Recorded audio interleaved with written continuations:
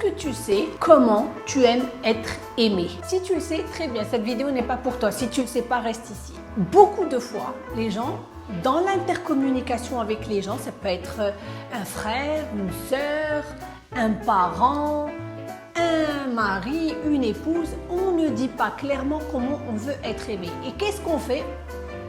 On se tait, on espère que l'autre va rentrer dans notre tête et y passer un moment, défricher ce qu'il y a à défricher pour finalement comprendre comment je veux être aimé. Et s'il ne le fait pas, il le paye très cher parce que on fait la gueule, on n'est pas heureux, on n'est pas content et on lui en veut. Mais pourquoi?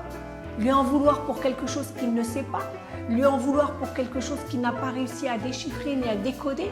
C'est pas son rôle. Et il y a 5 manières qu'une personne estime retrouver quand elle se sent aimée. Le premier love language, c'est être touché. Il y a des personnes qui adorent être touchées. Alors, disons qu'il y a une personne qui, elle se sent aimée quand son partenaire la touche, la prend dans ses bras, la câline, la cajole.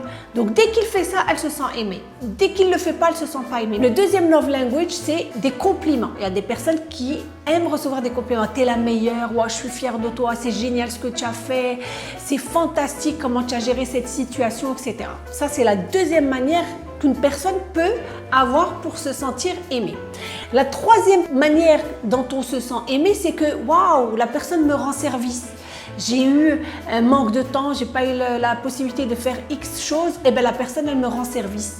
Elle a besoin de quelque chose, je lui rends service. Ça, c'est aussi une manière que certaines personnes aiment trouver pour se sentir aimées. La quatrième manière que certaines personnes aiment retrouver pour qu'elles se sentent aimées, c'est quality time, c'est passer du temps de qualité avec la personne.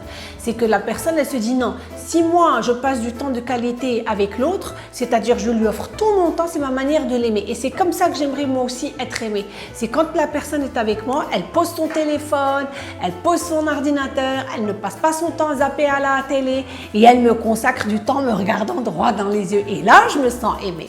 Et la dernière façon d'être aimé, c'est recevoir des cadeaux. Recevoir des cadeaux. Des cadeaux, c'est pas forcément des cadeaux matériels, hein. Ça peut être des cadeaux immatériels. Un petit WhatsApp, chérie, tu me manques. Ah, j'ai hâte de te retrouver ce soir. Un petit mot à l'oreiller, je te souhaite de passer une bonne journée, je t'aime. Comme ça peut être des fleurs, comme ça peut être surprendre la personne, l'emmener au théâtre, l'emmener au restaurant, recevoir des cadeaux.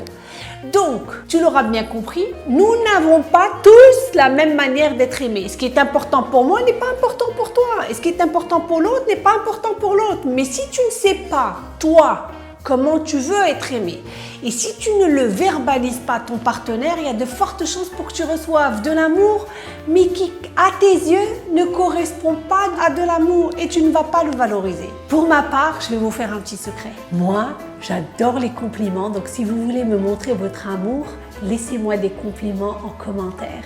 Et j'adore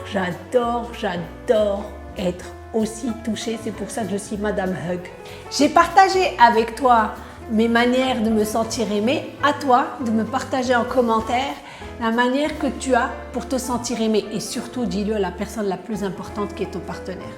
C'était Nahid Rachid, هذا هو الله يحفظكم.